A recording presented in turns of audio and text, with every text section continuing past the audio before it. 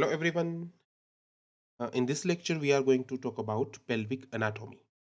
So, we are going to talk about this anatomy in respect to the surgery that we are going to learn. That is total abdominal hysterectomy, TAH. The objectives of this lecture will be understanding the anatomy of organs and structures of the female pelvis, their vascular supply, pelvic and retroperitoneal contents and spaces, various connective tissues that includes ligaments and fascias, anatomy of anterior abdominal wall and pelvic floor, right? So let's start with this simple figure or simple diagram, schematic diagram, in which you are able to see that a lady is lying down and her pervaginal examination is being done by a doctor, right? So in a very simplified diagram, I am going to tell you that what are the structures. So this structure you are seeing here is a cross section scene of pubic symphysis, right? So just behind the pubic symphysis, or let's say posterior to the pubic symphysis, there is a bladder, urethra along with the bladder, right? So this is a bladder, and in this figure it is shown as a empty bladder.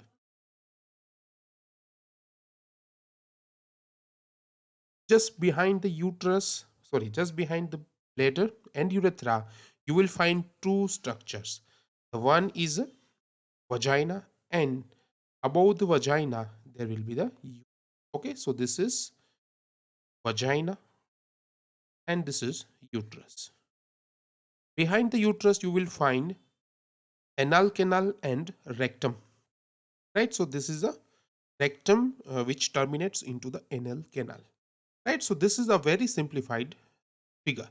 Now you can see here the bowels, the loops of the bowels are positioned on the uterus, right? So this is what we see in a normal or very simplified figure. Now let's see some real kind of figure, right? This is also a figure, but this is, I think, a real kind of picture in which the anatomy is shown where the female is in standing position, right? The female is in the standing position, and we have taken a cross section. There is a sagittal section, okay? The view is called sagittal. So now here you can analyze the anatomy in more detail. If you see here, this is again what? The cross section of pubic symphysis. Now behind the pubic symphysis, as you see here, this is the urethra, and above the urethra is connected to the urinary bladder. So this is the urinary bladder, and somewhat urine is there inside the bladder. Just concentrate on the wall of the bladder. The wall of the bladder is somewhat thickened here, right? Now just behind the bladder and urethra you will find a canal that is called vagina, right? Now understand the vagina. Vagina is just not a canal, okay? Vagina is a flexible tube made up of a very strong fibrous tissue, right? Very strong fibrous tissue. So it's a tube made of a strong fibrous tissue, right? So you can see here, this is the vagina. I'm going to show that vagina in a yellow color.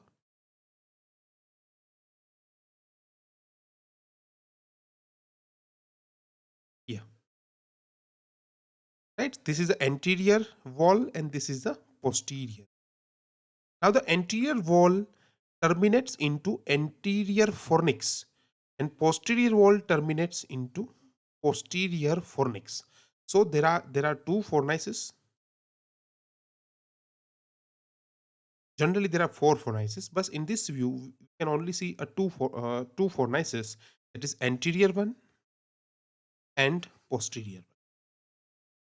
At this fornices the vagina actually ends and it is now connected to the cervix, okay? So now I am going to show you the cervix and uterus in a blue color line. So this is a cervix and this is the uterus. This is the anterior lip of the cervix. This is a posterior lip of the cervix. And this is the cervical canal, and then comes the uterine.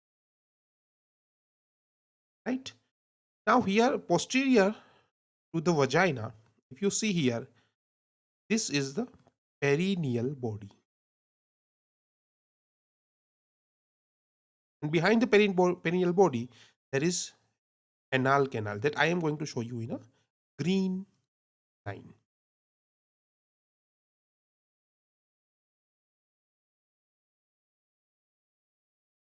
This is the anal canal, and then it comes the rectum. Right? So these are the basic organs of female pelvis. Now, a very important aspect I am going to show you here is a peritoneum. Just have an idea about peritoneum. So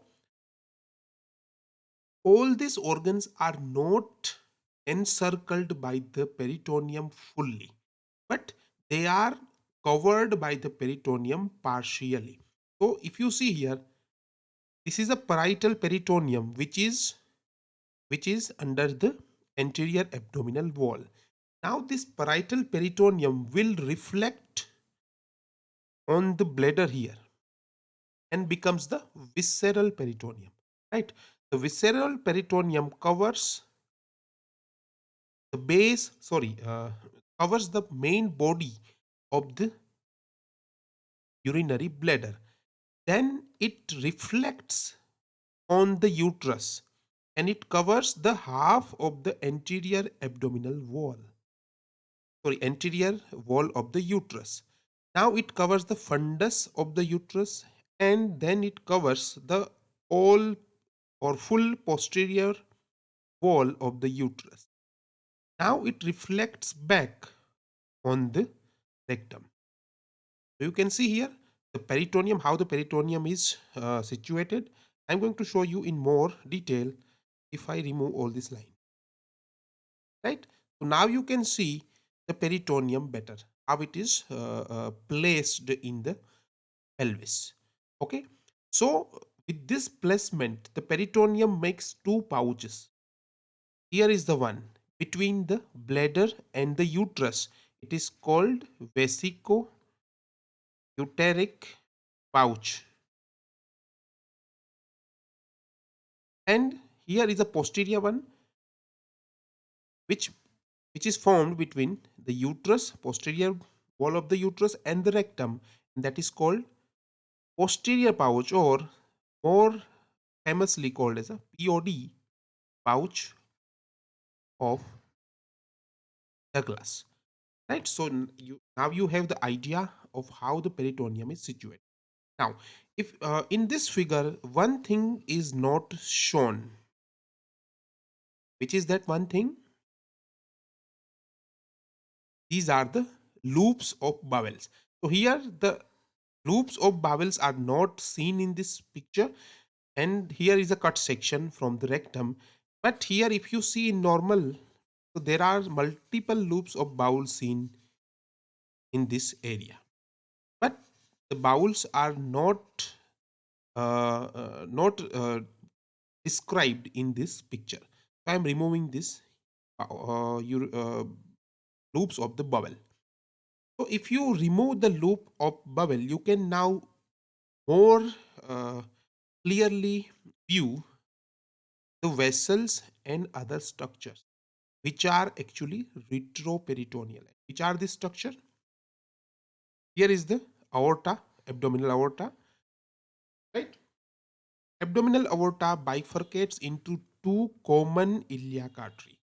Aorta bifurcates into the common iliac artery. Like now, this one of the common iliac artery just tries to enter in the pelvis. So where is the window of pelvis? The window of the pelvis is called brim of the pelvis. So at the level of brim of the pelvis, it again bifurcates into two arteries. So the common iliac artery bifurcates around the brim of the pelvis into two: internal iliac artery and external artery, right? So if I show you in this figure, this is the external iliac artery, and one branch that is called internal iliac artery is shown here. So you have the idea of the arteries, the major arteries.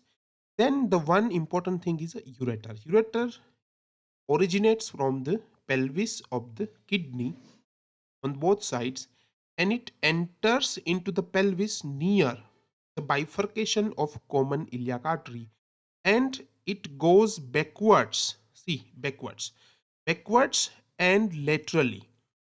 Then it is remaining in retroperitoneal space. Okay, it is not a peritoneal organ. The ureters are always retroperitoneal. They remain retroperitoneal, and they just turn to the medial, turn to the medial side and anteriorly, and near the runs near the internal os and joins the bladder here. Right? So these are the ureters. Now, ovaries, do you think ovaries are also peritoneal organ? No, ovaries are also not a peritoneal organs. But what about the fallopian tubes? Fallopian tubes are peritoneal, but ovaries are not. Right? We will see this thing in this video in further. Now, let's come to the very important thing is called anterior abdominal wall. Right? The anterior abdominal wall is very crucial to understand, because whenever you are going to do a surgery, abdominal surgery, whether it is pelvic or only abdominal, you have to pass through this anterior abdominal wall, and that's why the anatomy of anterior abdominal wall is very crucial to understand, right? Even if you are going for a laparoscopy, and if you are going to establish the ports of laparoscopy, at that time also you must have the idea of anterior abdominal wall, right? So now let's talk about this thing more.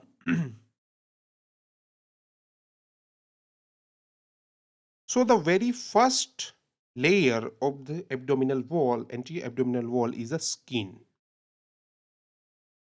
right?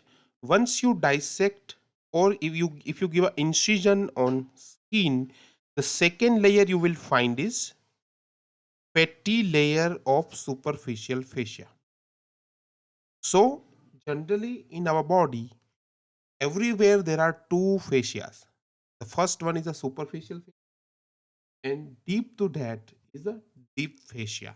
But in the anterior abdominal wall and the pelvis, you won't find the deep fascia. So below the skin, you will find a fatty layer of superficial fascia that is also called campus fascia, right? And the another layer of the superficial fascia only, that is membranous layer, that is called scarpa's fascia. So below the skin you have superficial fascia, and superficial fascia has two different layers. The first one is a fatty layer that is yellowish color, and then comes the membranous layer. But here remember, the membranous layer is very thin and paper thin kind of whitish layer, which is not that much strong, right? Now once the superficial fascia is done, then comes the abdominal muscles, and there are three abdominal three. The outer one is called external oblique. Inside that it is internal oblique, and the innermost is transverse abdominis muscle, right? Below the transverse abdominis muscle, there is one another fascia which is very thin and pepper thin white color fascia, that is called fascia transversalis comes. And after the fascia transversalis, there is a peritoneum, and that is a parietal layer of, remember, skin, then comes the fatty layer, then comes the membranous layer, then comes the three muscles, internal oblique, transverse abdominis, then comes the fascia transversalis, and innermost layer is the parietal layer of peritoneum. Once you cross the parietal layer of peritoneum, you will enter into the peritoneal cavity, and you will find all this organ we are talking about, like bowels, uterus, fallopian tubes, ovaries, everything, right? Now, now you must understand a definition of muscle. If you we all have taught we all are taught about muscle in our MBBS years, right? So every muscle has two sides. The first one is of origin, and the second was is a insertion. Okay, so every muscle arises from a site called origin of that muscle, right? Then it converts into tendon. Tendon is more fibrous and more strong. Now this tendon is inserted at the site of insertion. So every muscle has a origin, a particular muscle, then comes a tendon, and the tendon inserts into the site of insertion. Now it is clear for you. The same is applied for all these three abdominal muscles, right? External oblique, internal oblique, and transverse abdominis. Now what happens in abdomen? The site of insertion of these three muscles is called linea alba. Here is the linea alba. Each muscle arises from a lateral aspect and then inserts into a midline, and that midline is called linea alba. Both sides of the muscle originates from the lateral aspects of the body, and they come to midline where they inserts. Now it is clear for you, right? Now the linea alba is a very fibrous kind of line, which is very stronger one, right? Now all the muscles, as I already said, have tendons. So all the tendons of these three muscles, they they don't run separately, but they join, and they join and make a very strong tendon, that is called rectus sheath. Okay, just see this figure also, understand what I'm trying to say. Here is the lateral aspect, and this is the linea alba. So here it is the linea alba. There is an external oblique, internal oblique, and transverse abdominis muscle. All the tendons of these three muscles, right, join here. Here they join, and this is called rectus sheath. Now this rectus sheath encloses another muscle. That rectus sheath encloses another muscles, and that muscle is called rectus muscles, rectus abdominis, rectus muscle. So what we are saying, what is a rectus sheath? Rectus sheath is nothing but a conjoined tendon of all three abdominal muscles, right? Now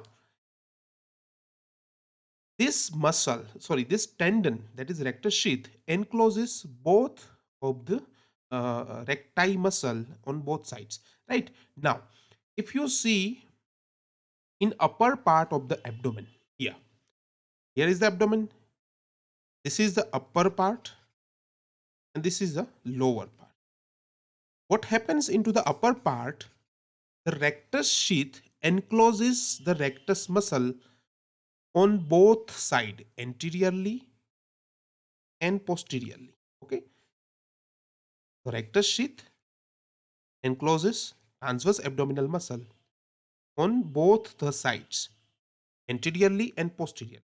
So I can also say that rectus sheath has two laminas, posterior lamina and anterior lamina, which encloses the rectus muscle.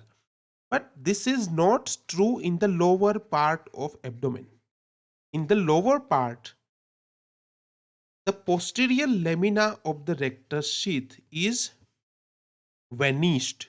It is not there, right? So in a lower abdominal muscle wall, you won't find a posterior lamina of rectus sheath, but you only find is anterior lamina of the rectus sheath, right? So this change, where this change is happening, the imaginary line is called arcuate. So below the arcuate line, you won't have the posterior lamina of rectus sheath, but you only have the anterior lamina of rectus sheath.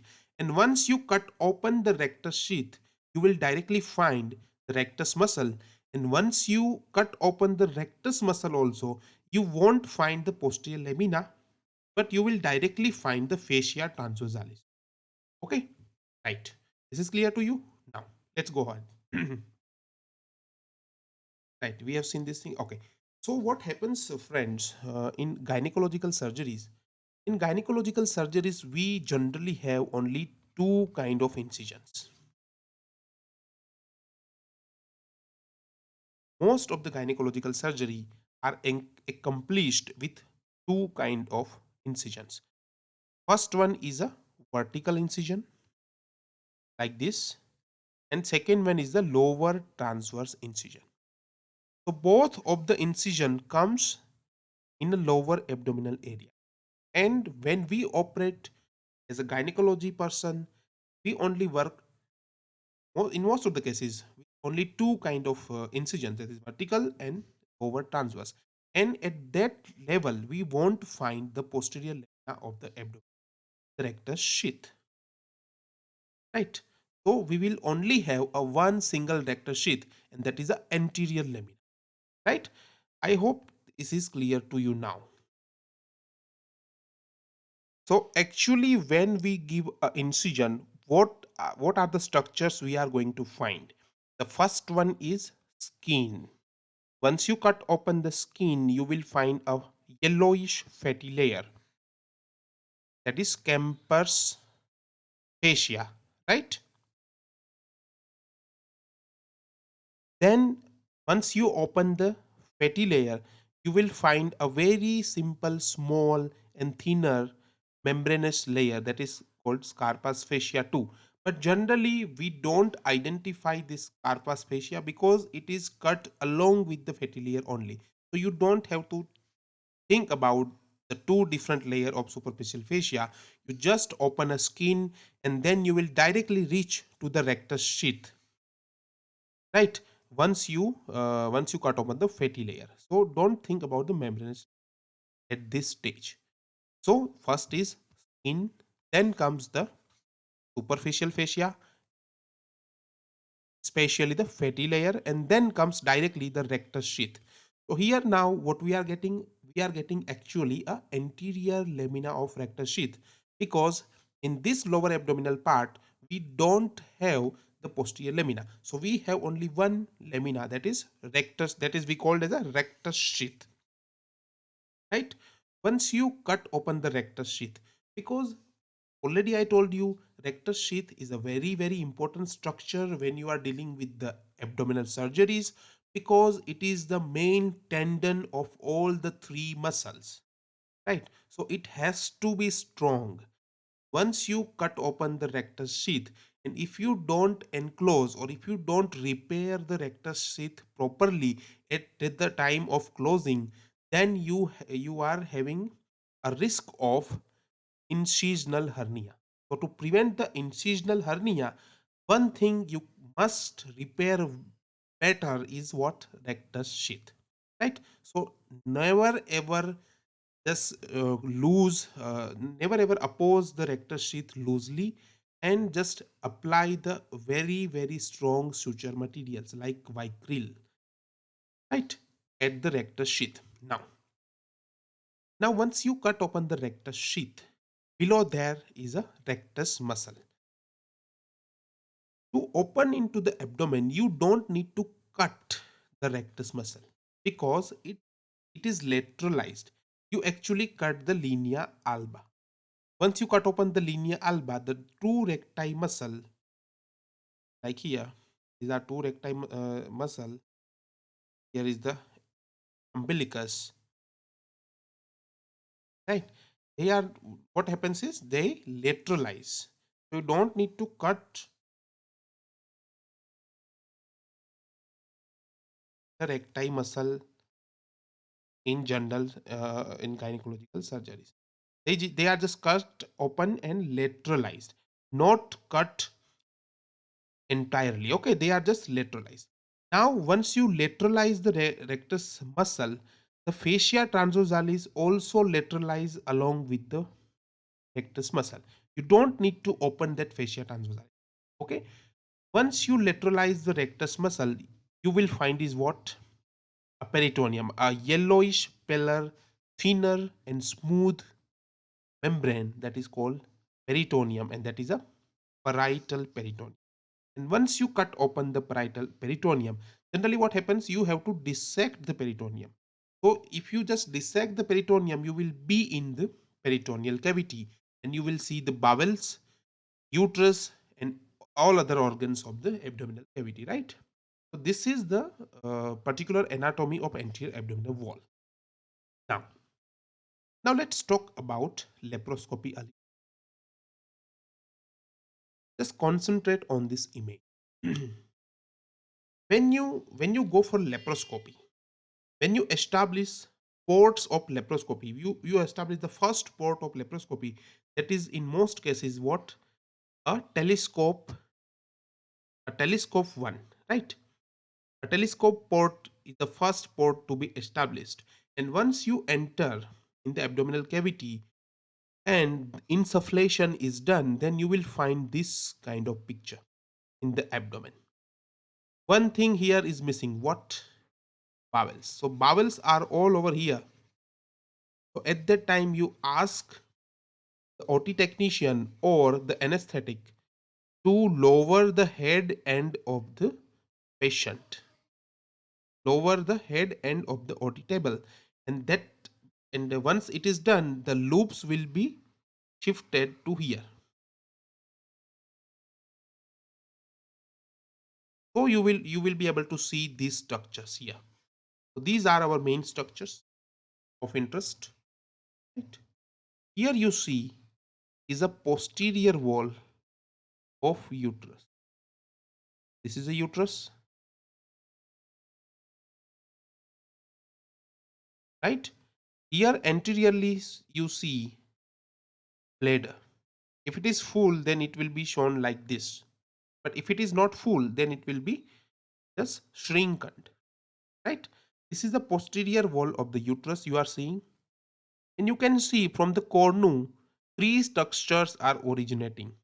The first one is a round ligament. Round ligament goes laterally and anteriorly into the lateral pelvic wall.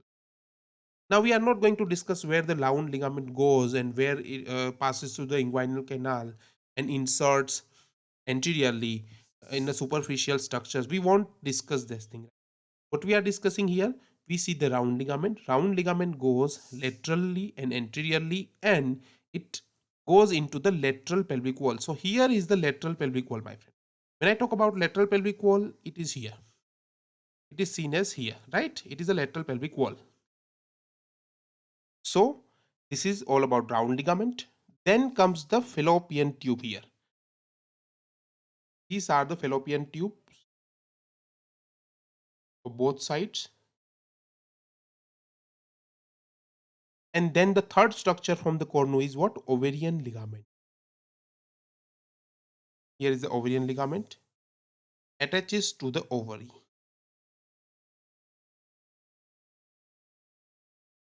right?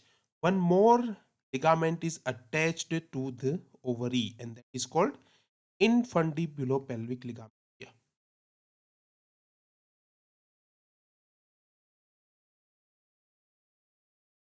yeah, right. Now you can identify the structures here more betterly. So you know the lateral pelvic wall now. What is the lateral pelvic wall? I have seen this. I have shown you this in this picture. The lateral pelvic walls. Okay. Now, do you actually find this kind of picture in laparoscopy? You generally don't find the retroperitoneal structures because retroperitoneal structures are behind the peritoneum and you won't see the retroperitoneal structures.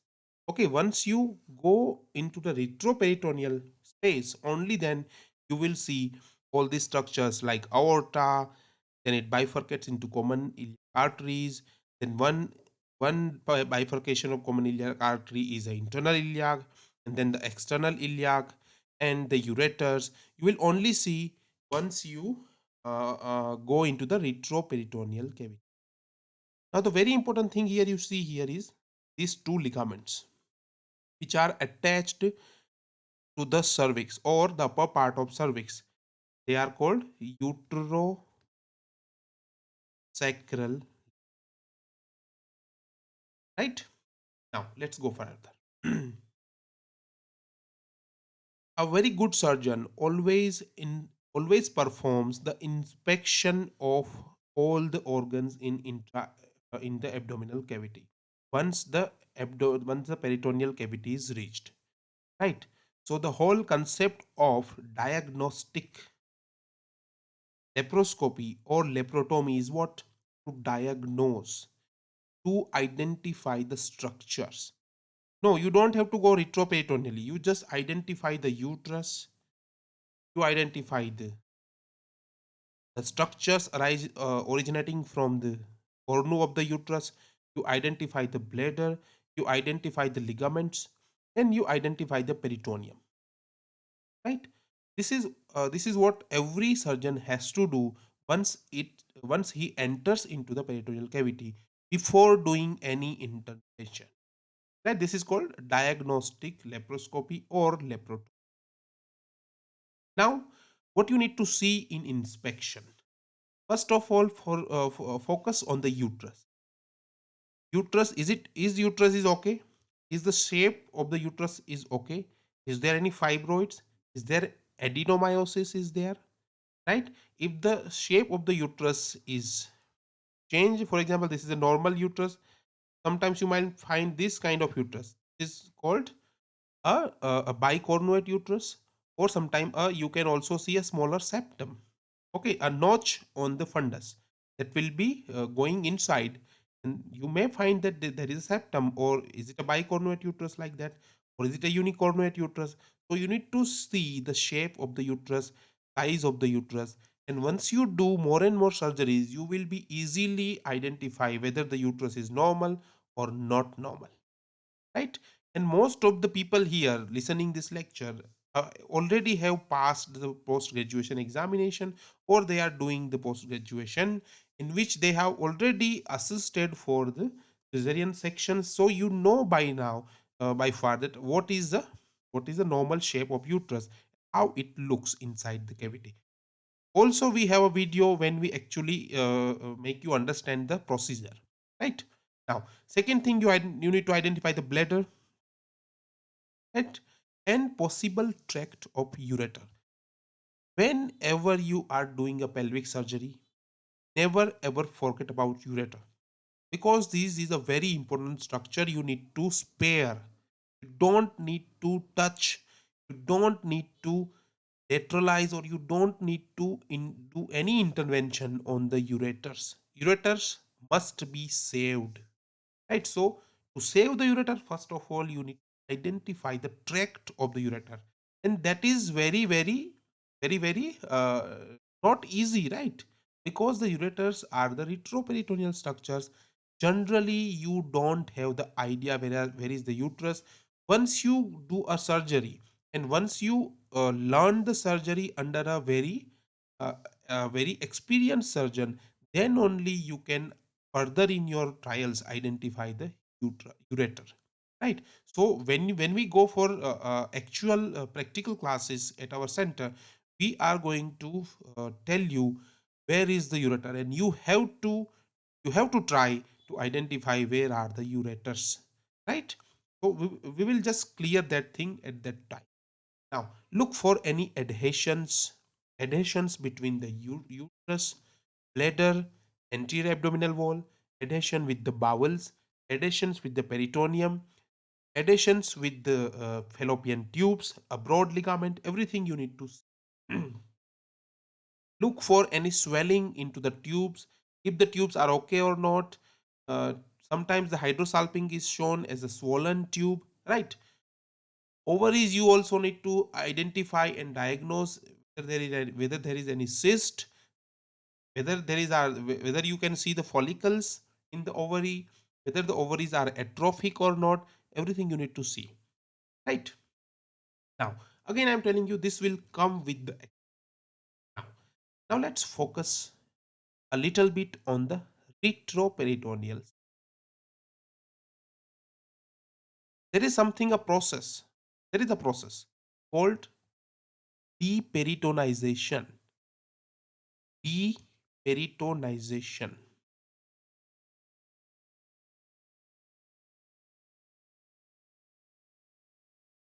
In this process, you just remove the peritoneum, the visceral peritoneum, as much as possible, right? So what we have seen here, just take this image in two part here. Here is the right one, here is the left one, right?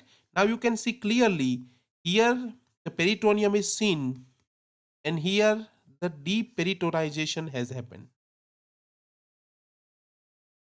right? So in this side you can't see any major blood vessels or ureter, but here you can see a major blood vessels and ureter because the peritoneum is removed. Generally we don't do this procedure for routine, but here it is done for understanding purpose. So you see a retroperitoneal space here, right? See, once you remove the peritoneum from here, just see the peritoneum is removed, you will see a proper bladder. You will see here is the cervix. The uterus is also deperitonized from here. So you can see the uterine artery entering at the uterus at internal os level, and it goes upwards on the lateral aspect of the uterus, right? You can see the tortuous uterine artery here in here, right? Again you see the vessel. Here is the external iliac artery, here is the internal iliac artery, and you can see various branch of internal iliac arteries, and one of that branch is uterine artery, right? You can also see a ureter,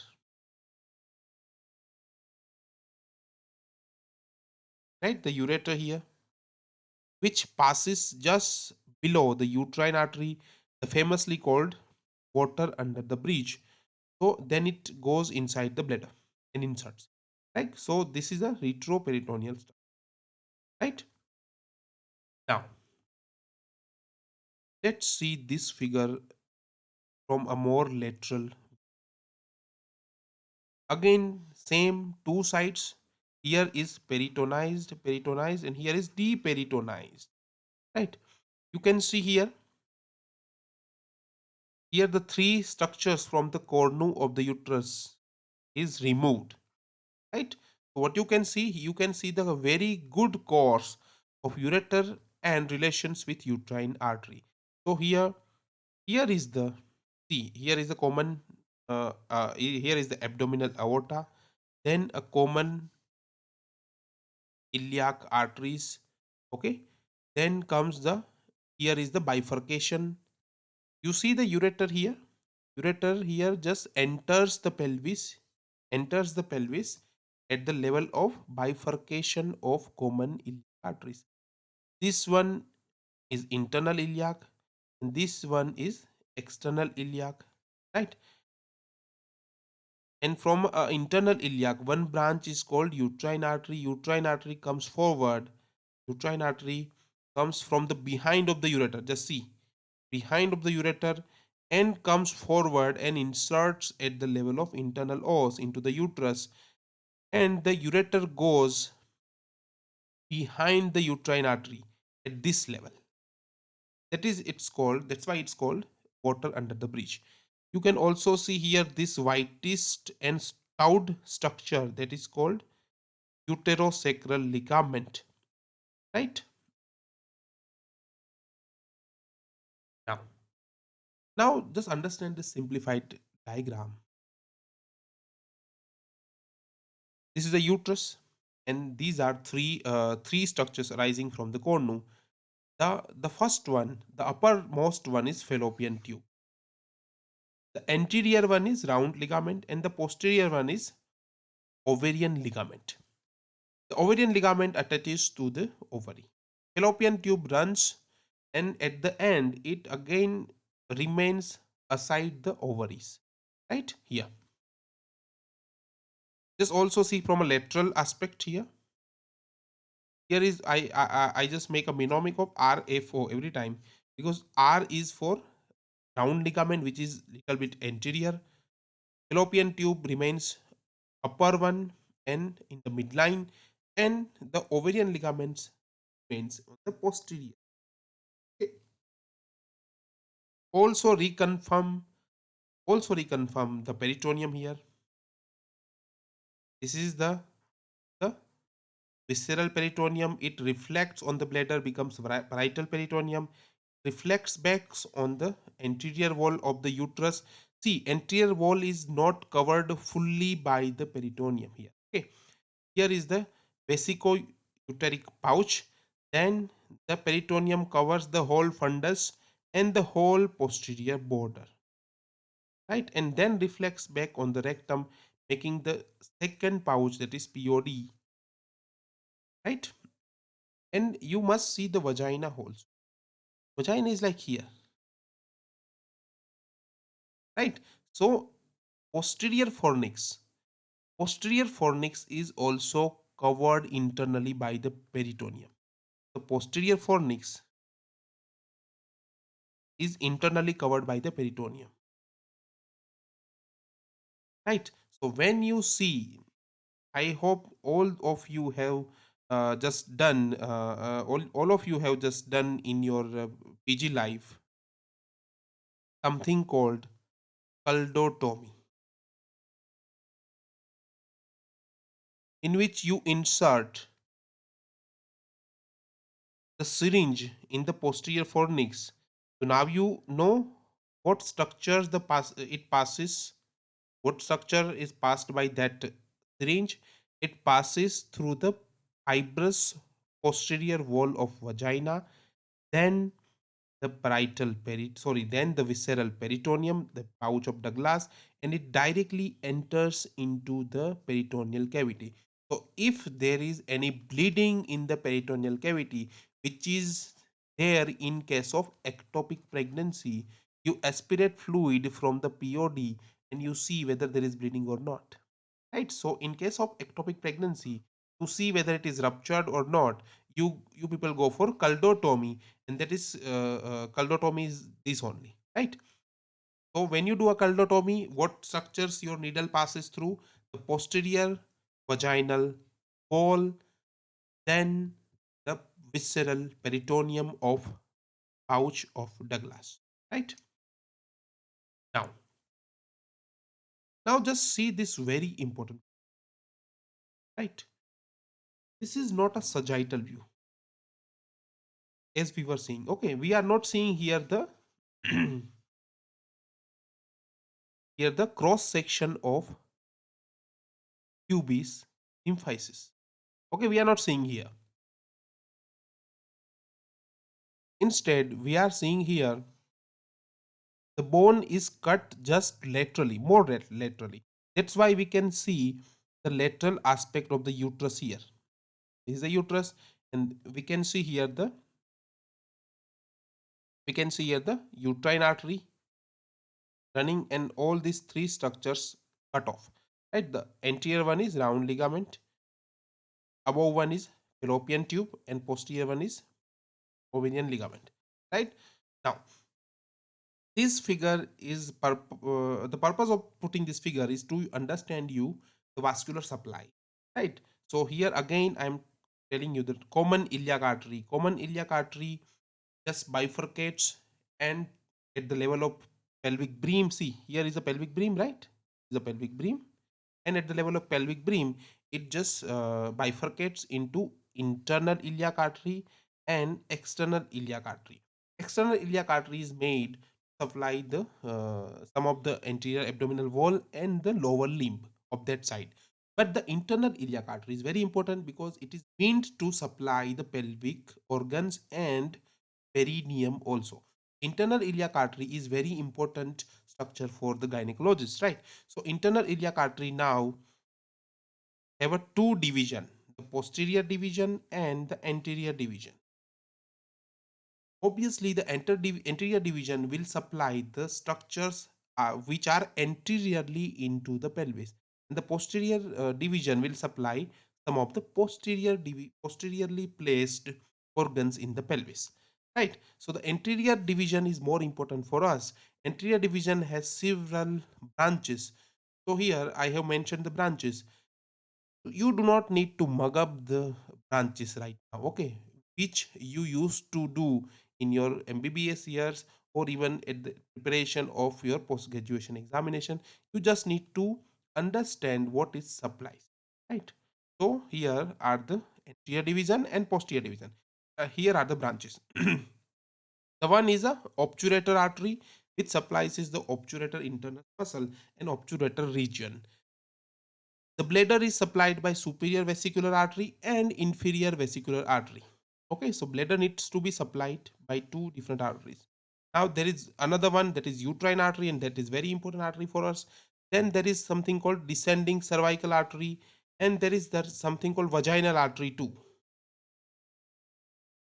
But again I am telling these branches are there can be difference, or there can be variance in these branches. Okay, one is a middle rectal artery to which supplies the rectus muscle, right?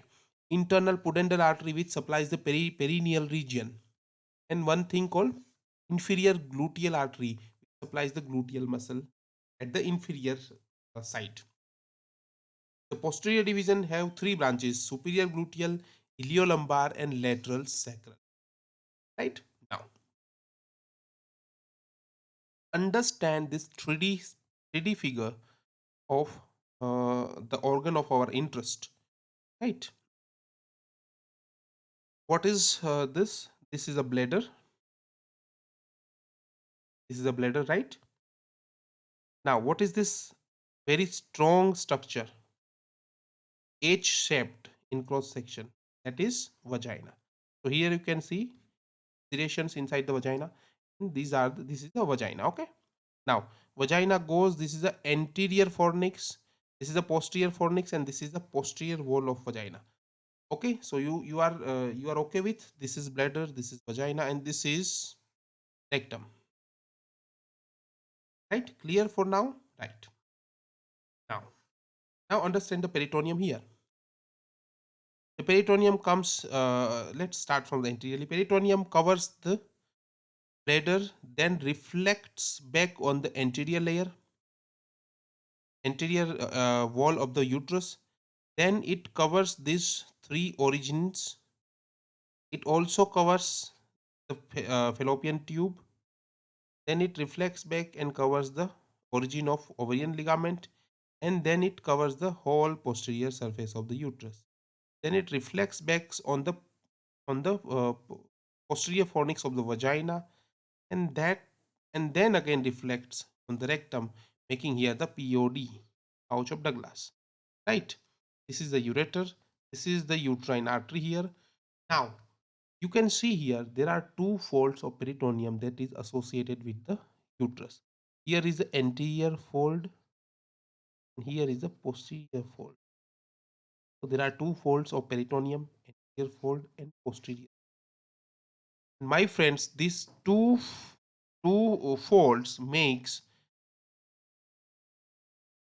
is nothing but making the two layers of broad ligament. So you now understand what is the broad ligament. Broad ligament is nothing made of two peritoneal folds that covers the uterus and the fallopian, right? So this broad ligament, the same thing, which is also called the mesentery of the tubes. So again, this was purposed for making you understand the broad ligament. Broad ligament is nothing but two folds of peritoneum between lateral uterine wall and lateral pelvic wall. Okay, lateral uterine wall and pelvic wall. So, okay, this is a uterus and this is the lateral pelvic wall. So here is the broad ligament.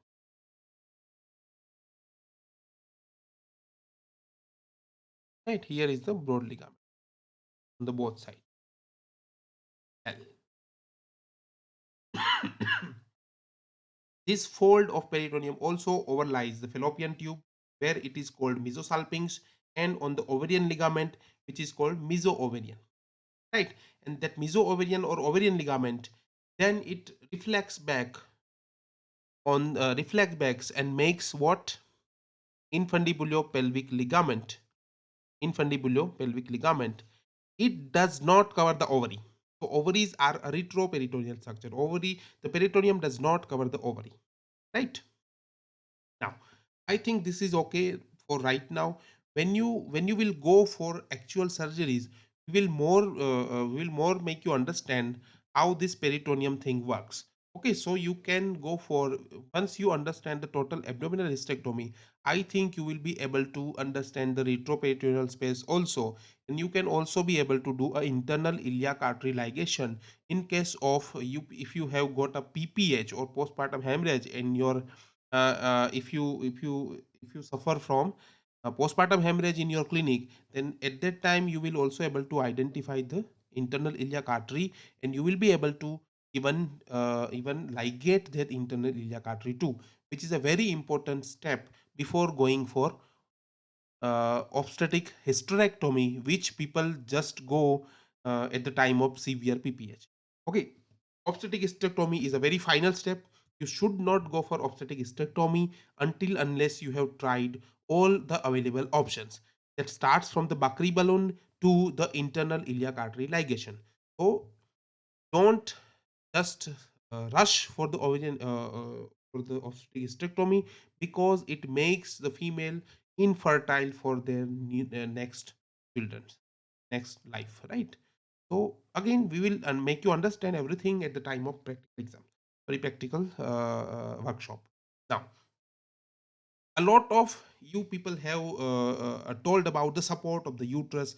There are questions from the undergraduation that what are the support of the uterus, and once you see the support of the uterus, you people start writing like level 1, level 2, level 3, and what are the false supports and what are the true supports.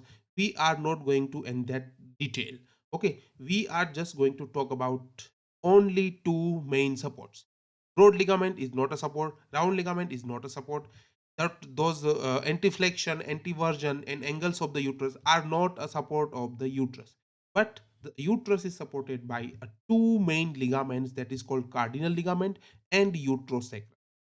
And when you actually perform hysterectomy, you will find that once you cut the cardinal ligament and uterosacral ligament, the uterus will be literally released from the pelvis.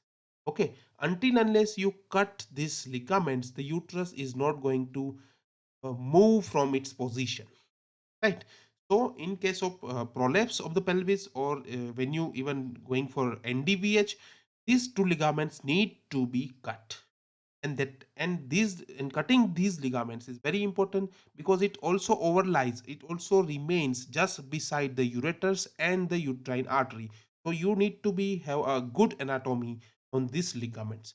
I am only discussing here the cardinal ligament and the uterosacral ligament. Just forget about other ligaments as a support of uterus for now. Okay, now concentrate on this image.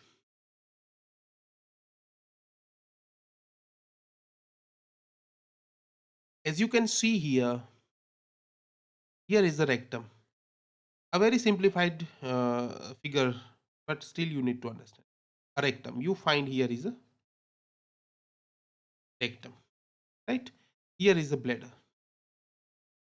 The uterus is removed and there is only just cervix. Imagine there is only cervix. In previous years, there was a surgery in which subtotal hysterectomy, in which the cervix was left. Okay, so just see here the cervix. Right now, understand the cervix. There are two ligaments here. The one is here, and the one is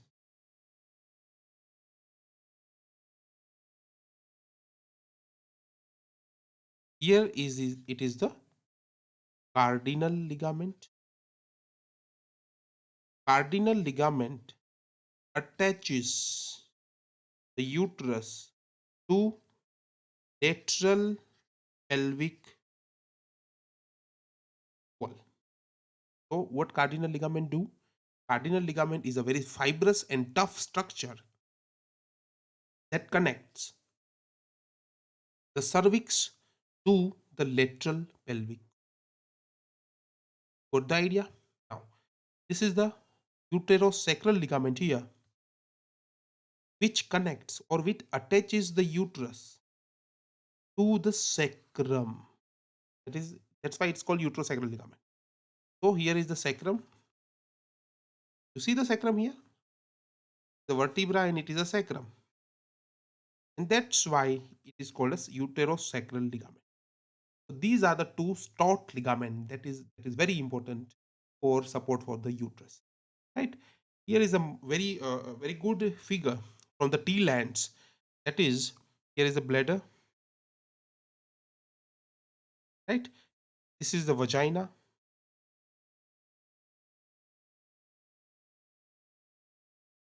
Again, I told you, vagina has very good fibrous walls, anterior and posterior, even lateral. Here is the vagina, and here is the uterus.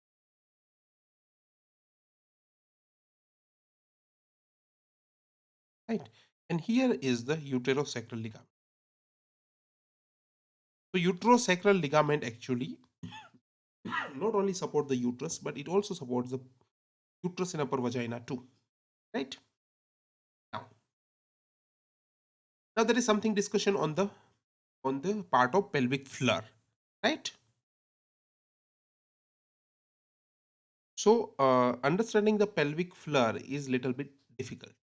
So I have a video on my YouTube channel that I will be posting the link here.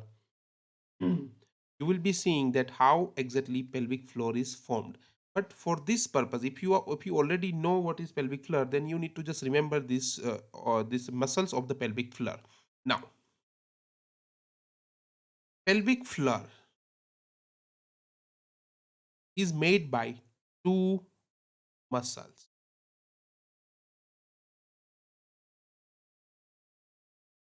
The first one is called levator ani, and the second one is called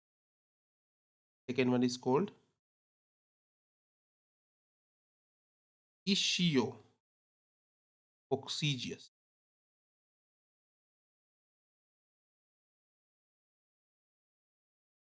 Levator ani and ischio coccygeus, and also some part of piriformis.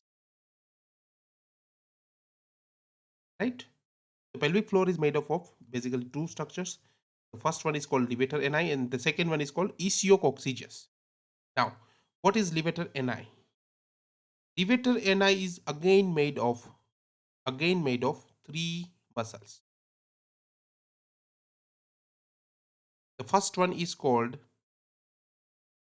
pubo-coccygeus. The second one is called pubo-rectalis. The third one is called ilio-coccygeus. Okay, so names are a little bit confusing, but don't worry.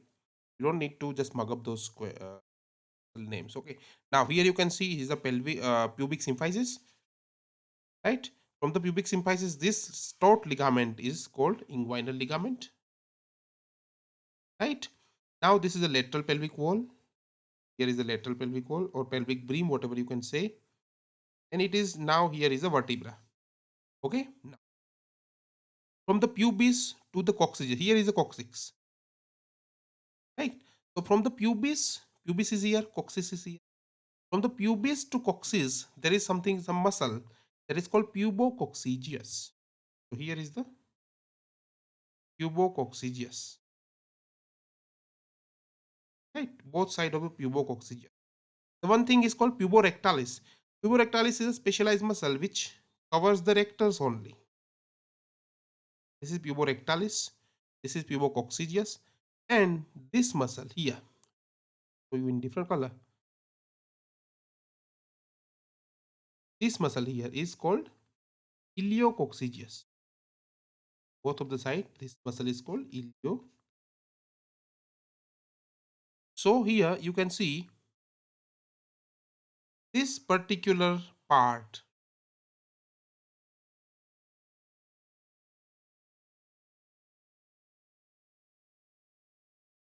is levator ani, and this third muscle, sorry, the fourth muscle is here. It is ischiococcygis. And ischiococcygis is not a part of levator ani. A very important MCQ, right? And it is a piriformis muscle. Again, contributes to the pelvic floor. So this is the pelvic floor, and that's enough to know, right?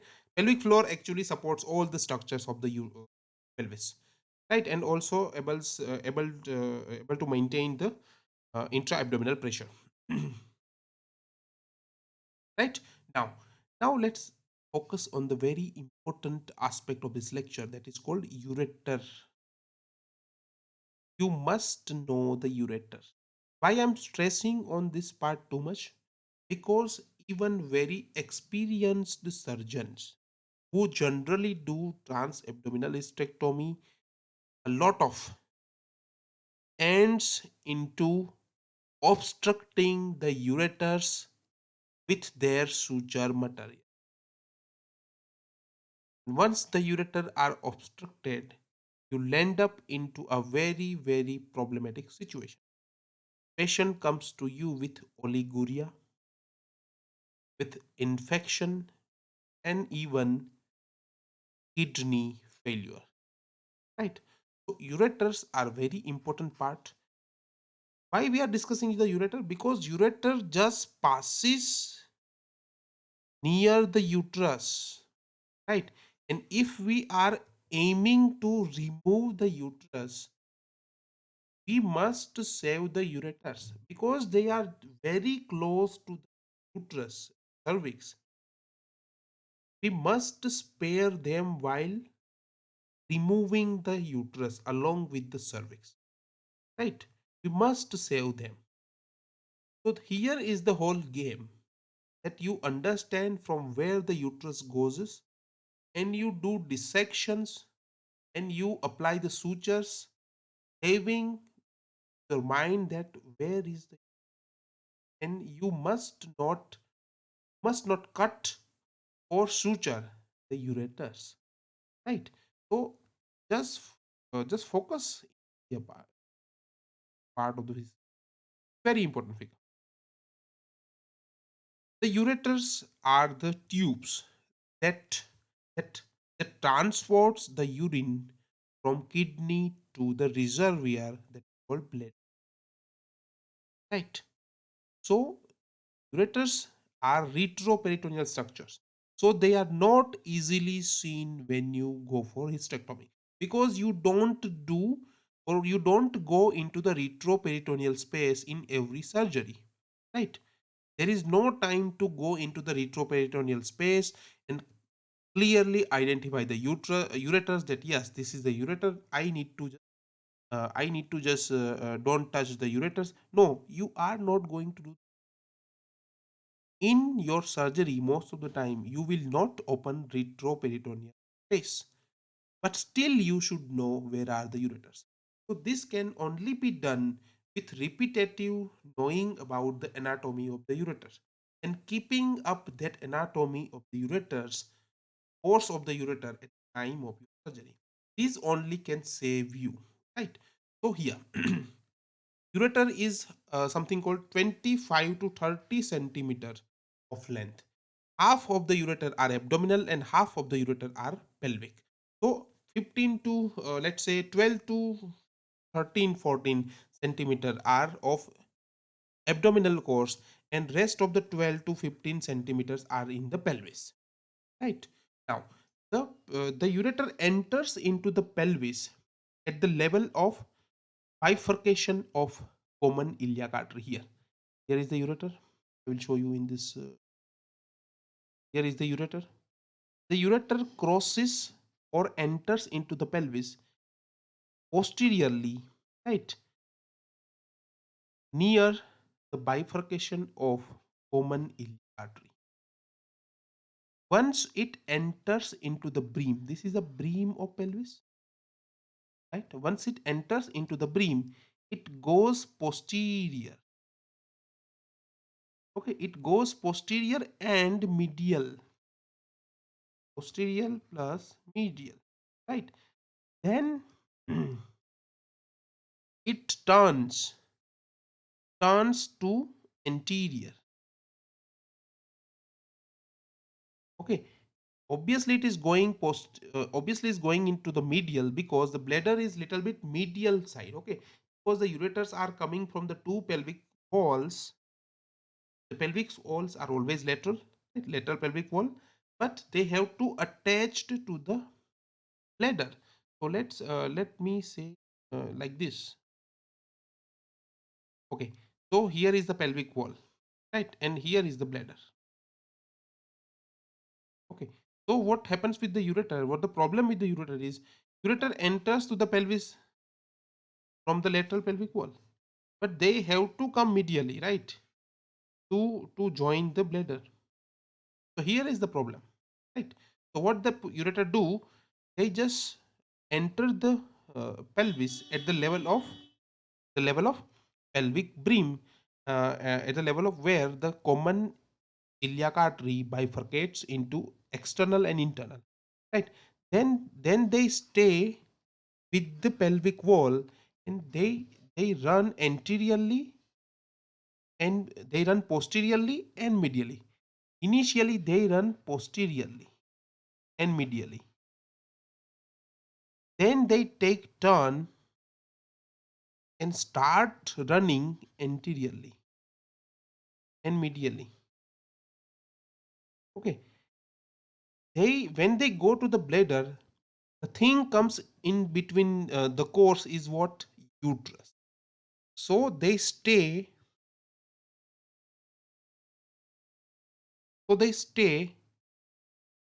nearby the cervix and enter the bladder. Nearby the cervix or at the level of internal os, just below the internal os, and along with the uterine artery, they stay and enter the bladder, right? Now when you go for hysterectomy, remove the uterus, you need cervix, you need to also cut and clamp the uterine arteries. So that's why the problem arises. You must not harm the ureters. Here another structures I'm talking about. Here another figure of ureter. Again,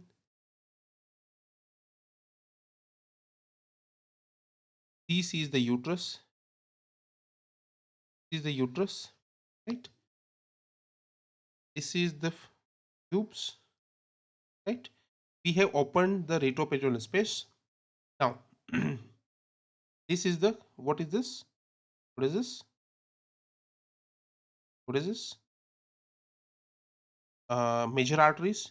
This is the common iliac artery that bifurcates here into external iliac, internal iliac, right? But if you see the ureter, ureter is here.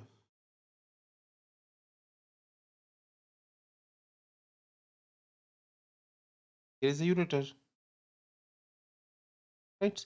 First of all, they run posteriorly and medially. They then run anteriorly and medially, and pass below the uterine artery.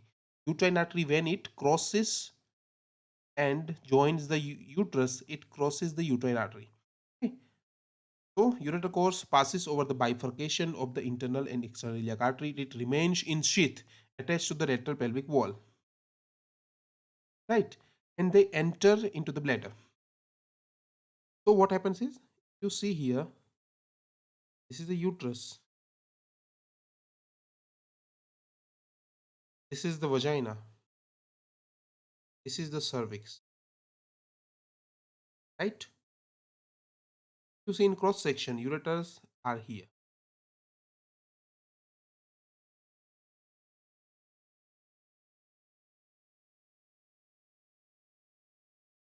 And what is the distance? 1.5 centimeter lateral to the cervix, right? And here is the uterine artery which joins the uterus. Okay, so when you remove the uterus, your clamp should be where? The question. Your clamp should be like,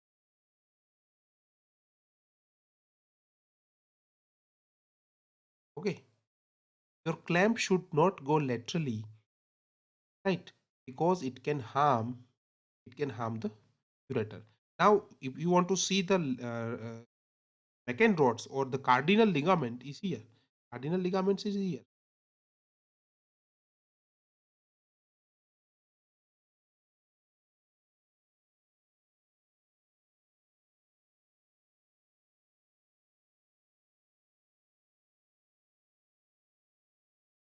Sorry, right? Cardinal ligament is here.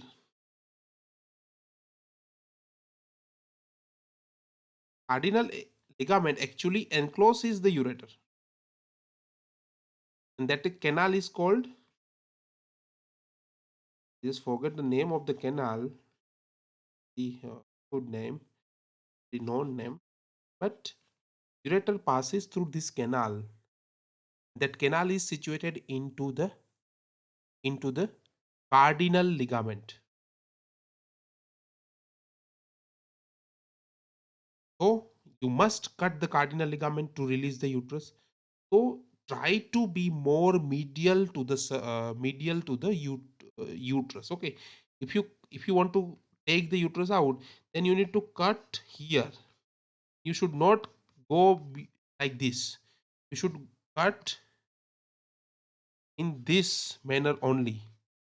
Your clamp's direction should be as medial as possible to the uterus. Should not go laterally. Right. This is the key of saving the ureters. Also, we'll discuss when we go for practical workshop. We will tell you how to save the ureters. Right. So I think this lecture contains all the things that you need to know to go for hysterectomy. Actual hands-on on the hysterectomy. Again, again, you don't need to mug up the things. You just need to see the videos of hysterectomy and just have a care of ureter, right? That is the very good advice or phenomenal advice for you when you actually perform the vaginal hysterectomy, sorry, the abdominal hysterectomy, right? This thing also applies in the vaginal hysterectomy.